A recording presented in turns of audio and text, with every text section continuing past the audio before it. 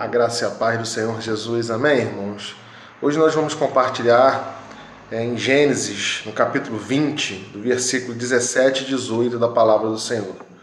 Amém? Eu creio que é um grande desafio para nós cristãos a chegar ao ponto da gente orar e crer daquilo que nós não fomos abençoados.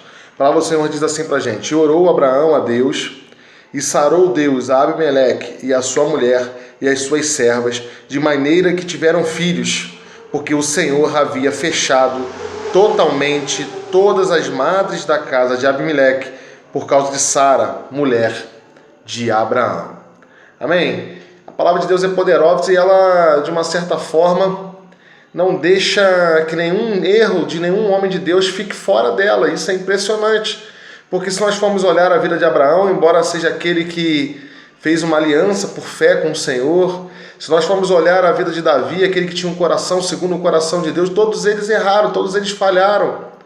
E mesmo assim a Bíblia relata, e mesmo assim a Bíblia fala que a graça do Senhor os alcançou. Sabe, em todo o Evangelho ninguém foi justificado pelas obras. Todo o Evangelho nos diz e nos aponta que sempre foi a graça, que foi a justiça de cada homem, que sempre foi a graça do Senhor, que foi aquela que nos salvou.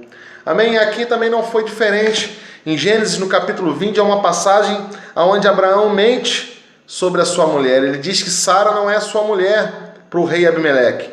E isso cria um grande problema. Mas, além disso, dessa mentira, Deus, para proteger essa aliança, para proteger esse casamento, Deus então faz com que o rei Abimeleque passe por uma grande e severa punição. A sua mulher e todas as suas servas são privadas de terem filhos. São impossibilitadas de terem filhos.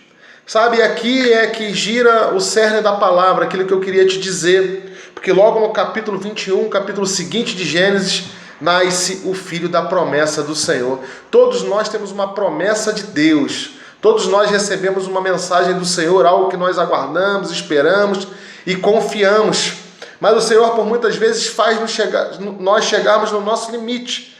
E aqui fica bem claro isso, o período que Abraão, ele tenta e busca por fé chegar nessa promessa de ser pai, o tempo em que ele não observa que essa aliança entre Abraão e Sara, e ele vai ter um filho com a sua serva, com Agar, o seu filho Ismael, que era um filho que não estava debaixo da promessa. E aqui há algo poderoso que eu queria te passar, que é um princípio espiritual. Por muitas vezes nós não entendemos que nós temos um chamado para abençoar aqueles que estão ao nosso lado. E por muitas vezes nós somos acusados, porque a nossa vida não é perfeita.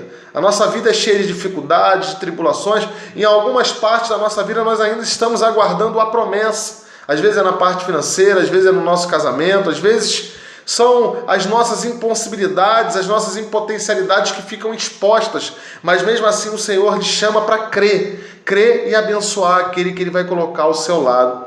E esse é um caso claro, onde Abraão ele teve que decidir, embora ele ainda fosse estéril no seu casamento, embora Sara não pudesse dar filhos a ele, embora ele estivesse numa idade onde tudo diria que ele fosse infértil também. A idade de Abraão aqui já é bem avançada na Bíblia, mas mesmo assim Deus fala: olha, vai lá e olha para restabelecer, que essas mulheres possam ter filhos. Sabe o quanto é difícil a gente crer que pode abençoar alguém quando nós não nos sentimos abençoados em uma determinada área da nossa vida.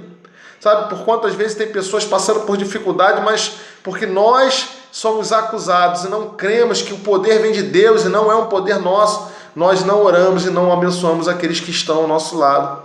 Sabe, que essa palavra possa gerar fé no seu coração, que o Senhor quer te levar a esse limite, para que você possa entender que é Ele que faz e que nada tem a ver com o que nós fazemos. Nós somos apenas canal, nós somos apenas instrumento. Sabe, que nesses dias você possa olhar para aqueles que estão do seu lado, às vezes com um problema igual ao seu, às vezes uma falta de infrutividade ministerial, às vezes um problema de relacionamento, um problema financeiro, mas você possa olhar para ele e falar: eu vou orar, porque o Senhor vai mudar a sua vida, vai mudar a sua situação. Que você não possa ser travado por aquilo que é natural, por aquilo que você enxerga um palmo diante do seu nariz. Que você possa crer no poder e na ação do Senhor na vida daqueles que creem. Sabe, e o Senhor diz e dá uma mensagem clara, que quando você chega nesse estágio de fé, quando você não precisa ver para crer, quando você apenas confia nele, que ele é capaz de fazer, que Ele é capaz de mudar a circunstância, que você relega toda a sua situação que você tem vivenciado, todos os problemas que você tem absorvido, todas as impossibilidades e impotencialidades que você sabe que você tem, e você passa a confiar no Senhor e abençoar aquele que está do seu lado. A sua promessa está próxima de chegar. Sabe, que nesse dia você possa ter esse coração de abençoar, de orar e de estabelecer o reino de Deus aqui na terra com as boas notícias, estabelecer o reino de Deus aqui na terra com os sinais e os prodígios que seguem aqueles que pregam o Evangelho. O Evangelho não é intelectual. O Evangelho é algo sobrenatural, é algo que nós temos que crer que o Senhor é capaz de fazer aquilo que nós não conseguimos fazer. Sabe, esse é o caminho. Nós, como homens de fé, mulheres de fé, nós temos que perder esse medo ou essa impossibilidade que nós temos de explicar tudo. Sabe, nós não somos cientistas para apresentar um plano completo, uma explicação. Nós temos que ser livre. Nós precisamos apenas crer e crer que Deus é capaz de fazer aquilo que nós não conseguimos. Crer que não é a nossa realidade que vai demonstrar o tamanho de Deus. Nós não podemos limitar o poder de Deus nesse dia. E a palavra diz que quando você chega nesse estágio de abençoar pessoas na área que você ainda não foi abençoado, é porque a sua bênção está próxima, é porque aquilo que Deus tem como promessa para você está próximo. E nesses dias nós possamos ter essa fé. Senhor, nos dá essa fé, essa ousadia para pregar a palavra do reino dos céus, para levar as boas notícias, as boas novas de Cristo Jesus para aqueles que precisam. Que você possa ter um dia abençoado em nome de Jesus.